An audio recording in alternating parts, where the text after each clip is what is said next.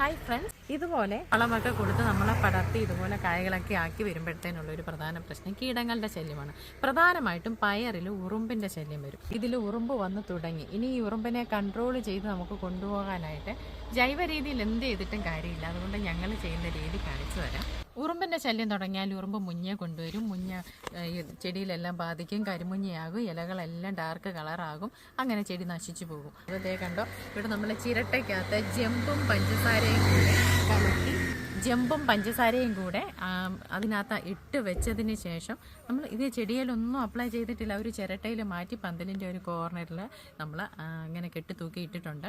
ഇപ്പം ഉറുമ്പ് ശല്യം കുറഞ്ഞു. ഇതൊന്നും നമ്മുടെ പച്ചക്കറികളിൽ നേരിട്ട് ഉപയോഗിക്കുന്നില്ല. ഇത് കണ്ടോ, ഈ ഗ്രോ ബാഗിൽ നമ്മളിങ്ങനെ നട്ടു. ഇങ്ങനെ പന്തലിൽ ഇവിടെ കയറുന്നിടം വരെ നമ്മളുടെ ഈ ചെടിയിൽ ഇലകളില്ല. കണ്ടോ, ഇതുപോലെ പന്തലിൽ കയറി കഴിയുമ്പോഴത്തേനും നമ്മൾ ഈ ഇലകളെല്ലാം കട്ട് ചെയ്ത് കളയണം. കാണിച്ചു തരാം.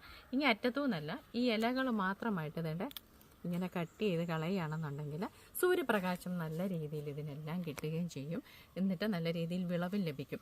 പന്തലിൽ കയറി കഴിഞ്ഞാലും ഒരുപാട് ഇലച്ചിലുണ്ടെങ്കിൽ ഒരു 3-4 ഇല വന്നതിന് ശേഷം അടുത്ത 5-മത്തെയോ അല്ലെ 4-മത്തെയോ ഇല ഇതുപോലെ നുള്ളി ഇതിനെ ഫ്രീ ആക്കി കൊടുക്കണം. നല്ല രീതിയിൽ വെട്ടവും വെളിച്ചവും ഇതിനകത്ത് കിട്ടണം. അങ്ങനെ നമുക്ക് കൂടുതൽ വിളവ് ലഭിക്കുവേ.